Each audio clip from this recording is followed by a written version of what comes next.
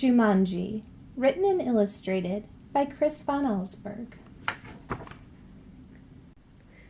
"Now remember," Mother said, "your father and I are bringing some guests by after the opera, so please keep the house neat."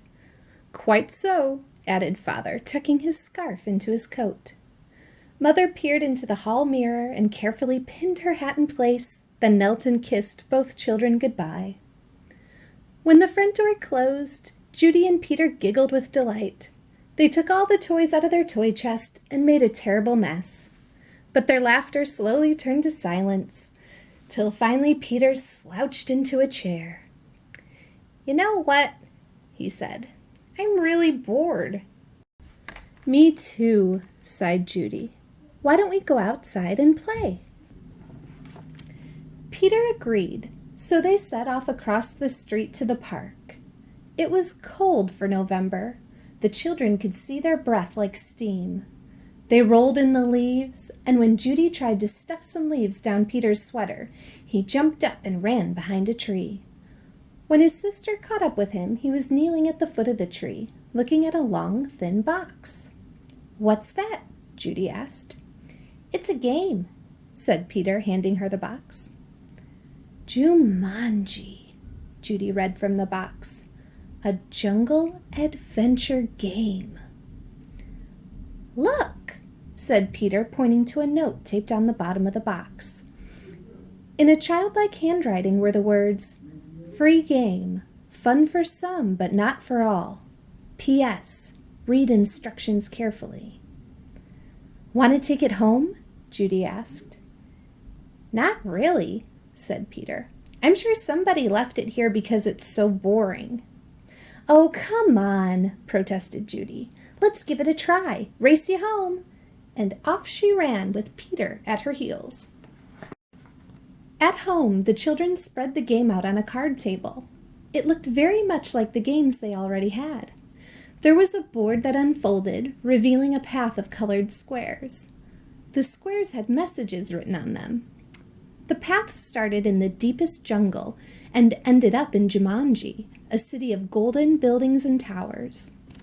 Peter began to shake the dice and play with the other pieces that were in the box. "Put those down and listen," said Judy. "I'm going to read the instructions. Jumanji, a young people's jungle adventure especially designed for the bored and restless. A. Player selects piece and places it in the deepest jungle. B.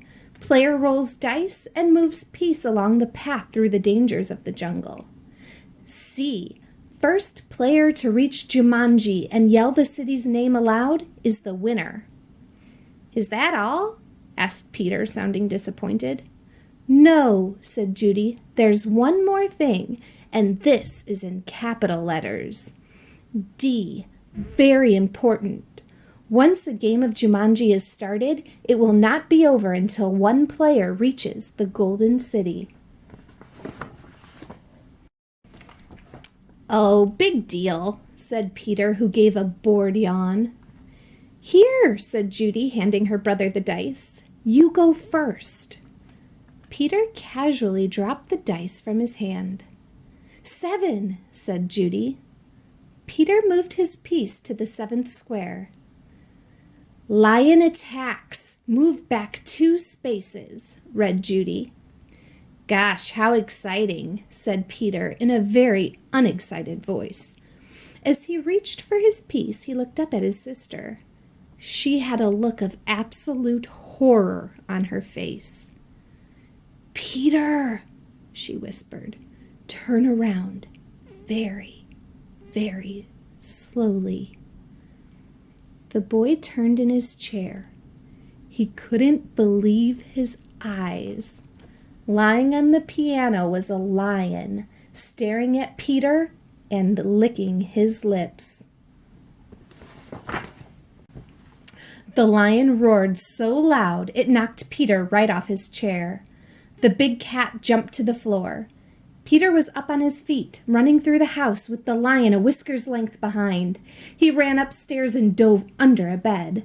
The lion tried to squeeze under, but got his head stuck. Peter scrambled out, ran from the bedroom, and slammed the door behind him. He stood in the hall with Judy, gasping for breath. I don't think, said Peter in between gasps of air, that I want to play this game anymore. But we have to, said Judy as she helped Peter back downstairs. I'm sure that's what the instructions mean. That lion won't go away until one of us wins the game. Peter stood next to the card table. Can't we just call the zoo and have him taken away?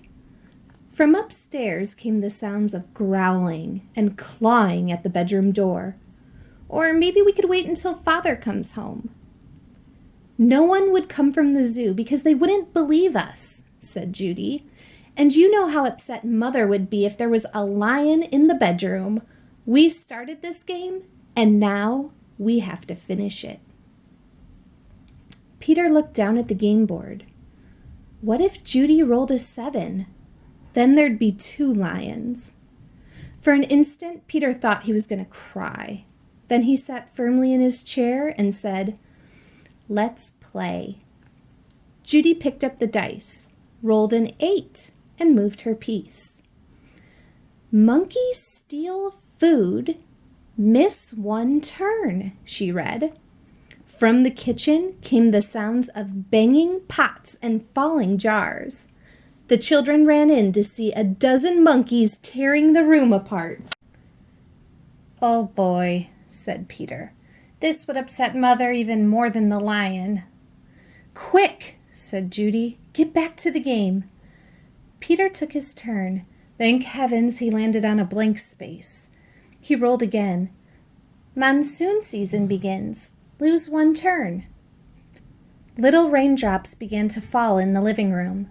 Then a roll of thunder shook the walls and scared the monkeys out of the kitchen. The rain began to fall in buckets as Judy took the dice. Guide gets lost. Lose 1 turn. The rain suddenly stopped. The children turned to see a man hunched over a map. Oh dear, I say. Spot of bad luck now, he mumbled. Perhaps a left turn then. No, a right turn here. Yes, absolutely, I think a right turn. Or maybe, excuse me, said Judy. But the guide just ignored her. Around here, then over, no, over here. Around this, yes, good. But then, Judy shrugged her shoulders and handed the dice to Peter. 4, 5, 6, he counted. Bitten by tsetse fly, contract sleeping sickness. Lose 1 turn. Judy heard a faint buzzing noise and watched a small insect land on Peter's nose. Peter lifted his hand to brush the bug away, but then stopped, gave a tremendous yawn, and fell sound asleep, his head on the table. Peter, wake up! Cried Judy. But it was no use. She grabbed the dice and moved to a blank. She rolled again and waited in amazement. Rhinoceros stampede, go back 2 spaces. As fast as he had fallen asleep, Peter awoke. Together, they listened to a rumble in the hallway. It grew louder and louder. Suddenly, a herd of rhinos charged through the living room into the dining room, crashing all the furniture in their path. Peter and Judy covered their ears as sounds of splintering wood and breaking china filled the house. Peter gave the dice a quick tumble. Python sneaks into camp. Go back 1 space. Judy shrieked and jumped up on her chair. Over the fireplace, said Peter. Judy sat down again, nervously eyeing the 8-foot snake that was wrapping itself around the mantel clock. The guide looked up from his map, took 1 look at the snake, and moved to the far corner of the room, joining the monkeys on the couch. Judy took her turn and landed on a blank space. Her brother took the dice and rolled a 3. Oh no, he moaned. Volcano erupts. Go back 3 spaces. The room became warm and started to shake a little. Molten lava poured from the fireplace opening. It hit the water on the floor, and the room filled with steam. Judy rolled the dice and moved ahead. "Discover shortcut. Roll again." "Oh, dear," she cried.